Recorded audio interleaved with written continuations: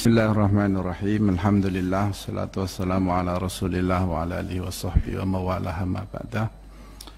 Di sini saya merasa bahwasanya mungkin sebagian dari kita ada yang takut bahwasanya agama Islam ini, khususnya para ulama ini, banyak yang keras. Kekerasan itu sudah digambarkan zaman Nabi kita, Nabi Muhammad SAW. Memang Nabi kita itu ada yang sifatnya itu adalah kalem, yaitu Sayyidina Abu Bakr Siddiq. Ada yang keras seperti Sayyidina Umar. Itu kalau ada orang kafir, orang yang memusuhi agama Islam, langsung dibabat itu sama Sayyidina Umar radhiyallahu ta'ala anhu. Memang ada yang tipenya seperti itu. Dan saya minta supaya kami sebagai ulama jangan sampai ada yang mencurigai bahwasanya kita keras itu karena kepentingan pribadi. Kita keras itu karena memang satu, penistaan agama masih banyak di Indonesia ini. Bagaimana kemarin itu Allah Ta'ala dikatakan orang, itu kan manusia itu. Tidak tahu kita hatinya itu tidak tahu, tapi kata-katanya itu mengatakan bahwasanya itu adalah orang. Apakah kita sebagai ulama dengan zahirnya secara lahiriah ini adalah penistaan agama, kita harus diam, lembut? Kan harus tidak. Ini harus ada ulama-ulama yang keras. Begitu juga banyak sekali di sini masih perzinaan, korupsi. Ini ada bencana yang macam-macam ini karena maksiat.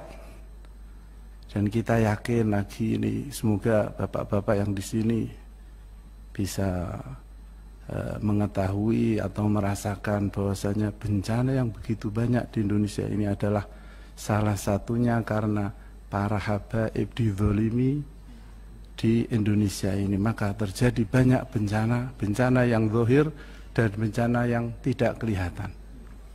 Makanya saya meminta kepada bapak-bapak yang saya hormati supaya kita ketika mungkin dikatakan maki-maki atau apa, tapi yang kita maki-maki itu adalah orang yang benar-benar menjadikan negara ini menjadi negara yang bangkrut, negara ini menjadi negara yang rusak. Itu memang yang kita musuhi. Karena itu adalah prinsip dari agama Islam untuk memusuhi segala kemungkaran. Tidak mungkin ada kemungkaran itu dimusuhi dengan tanpa kekerasan. Sekarang Cina itu mau menguasai Indonesia. Kita mengebor tidak boleh. Apakah kita diam begitu saja? Tentara kita diam begitu saja, sudah dibunuh ini tentara. Tentara kita di Papua sudah dibunuh. Apakah kita tidak keras dengan keadaan seperti ini? Ini perlu orang-orang yang begitu keras untuk menyuarakan kebenaran, dan kemungkaran itu harus diberantas dengan kekerasan.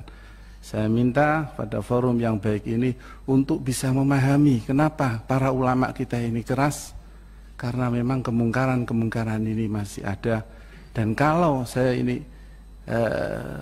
ini tidak ada yang menyetop dengan suara keras ini, saya yakin azab Allah akan semakin banyak di negeri Indonesia ini. Azab Allah di Indonesia ini masih sedikitlah diberikan oleh Allah. Karena apa? Karena ada ulama-ulama yang keras-keras itu untuk membentengi bukan agama Islam saja, tapi memang membentengi Republik Indonesia ini. Jadi kecintaan para ulama dengan Indonesia ini sehingga kekerasan ini muncul. Saya minta kepada para yang hadirin supaya memahami ketika ulama ini keras, jangan dipahami itu adalah mencaci maki atau bahkan memang membela bangsa Indonesia ini. Saya kira itu yang saya bisa sampaikan. Assalamualaikum warahmatullahi wabarakatuh.